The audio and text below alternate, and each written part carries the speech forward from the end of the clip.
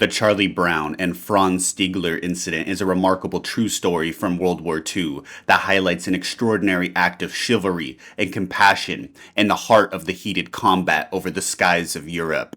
It took place on December 20th, 1943, during the height of the Allied bombing campaign over Europe. Second Lieutenant Charles Charlie Brown was the pilot of a B-17 Flying Fortress, a heavy bomber used by the United States Army Air Forces in World War II. Brown's aircraft was a part of a mission to bomb a German aircraft manufacturing plant in Bremen, a heavily defended city. The Germans had fortified Bremen with anti-aircraft guns and fighter planes, making it one of the most dangerous targets for Allied bombers. Brown's plane, nicknamed Ye Olde Pub, was manned by a crew of 10 men. During the bombing run, Ye Olde Pub was hit hard by flak, causing severe damage to its engines, hydraulic systems, the heating system that goes into their uniform at -70 degrees Fahrenheit, and the fuselage was badly damaged as well. The plane struggled to maintain its altitude, and it quickly fell behind the main formation of its bombers, making it a prime target for the enemy fighters. As Ye Olde Pub lagged behind, it was attacked by multiple German fighter planes. The bombers' defenses were almost entirely knocked out, and most of the crew members were either injured, unable to fight, and they had one killed in action at this time. The tail gunner in particular was killed due to flak fire that came from the ground. Charlie Brown himself was wounded in the attack as well, but despite the overwhelming odds, he managed to keep the aircraft flying at all costs. The bomber was in a desperate situation. One of the engines had failed, and the other three were barely functional. The crew had lost the oxygen supply at a high altitude, and several members had passed out from the lack of oxygen on board. The B-17 was plummeting towards the ground, and the crew was preparing for the worst, expecting either to crash or to be shot down by the German fighters at any moment. But, on the contrary, something else occurred that would change their fate forever. Now enter Franz Stigler. As Ye Olde Pub was trying to escape, Franz Stigler, a German Luftwaffe fighter pilot, took off from a nearby airfield. Stigler was an experienced ace, having shot down numerous Allied aircraft. He flew a Messerschmitt Bf-109, one of Germany's most advanced fighter planes during the war. When Stigler saw the crippled B-17 limping through the sky, he quickly approached with the intent of finishing it off. A lone, heavily damaged bomber like Brown's was an easy target, and it was within Stigler's rights as an enemy pilot to shoot them down. However, as Stigler closed in, something unexpected happened. He saw the dead tail gunner, and instead of seeing a threat, he saw the devastation inside the B-17.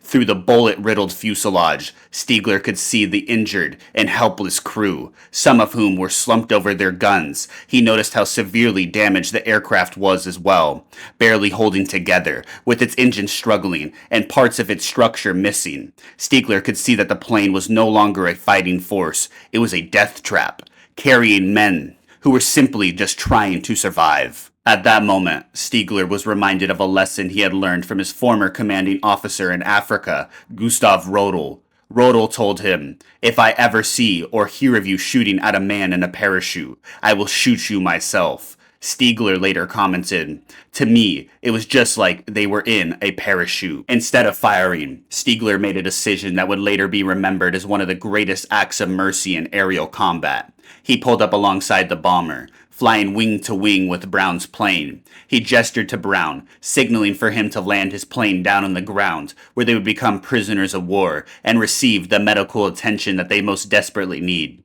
However, Brown, unaware of Stigler's intentions and fearing that the German pilot would still shoot them down, refused to comply and continued flying toward England. Stigler, realizing that the bomber crew's intent was to make it back to England, he continued to escort the plane for several minutes, flying alongside it in silence. By doing so, he protected the bomber from further attacks by other German fighters or the anti-aircraft guns on the ground. Stigler flew with Ye Olde Pub until they reached the North Sea. At that point, he saluted Brown and veered away, allowing the bomber to continue its trek back to England. 9 out of 10 of Brown's crew miraculously made it back to their airbase in England. Although many of them were wounded, they were happy to be back on the ground. But for the B-17, it was so damaged that it would never fly again. But the story of their encounter with the German fighter pilot would remain untold for many years. Franz Stigler too survived the war, though he never spoke of the incident at the time. As an ace, shooting down the B-17 would have earned him another victory towards the Knight's Cross, one of Germany's highest military honors. However, Stigler valued his moral integrity over personal glory, and he kept the story to himself for decades. It wasn't until the late 1980s that the two men were finally reunited.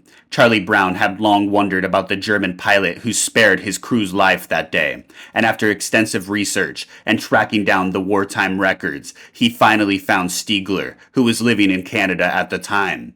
The two met in 1990, and Brown learned of Stigler's motivation for sparing them, a sense of honor that transcended the brutal realities of war.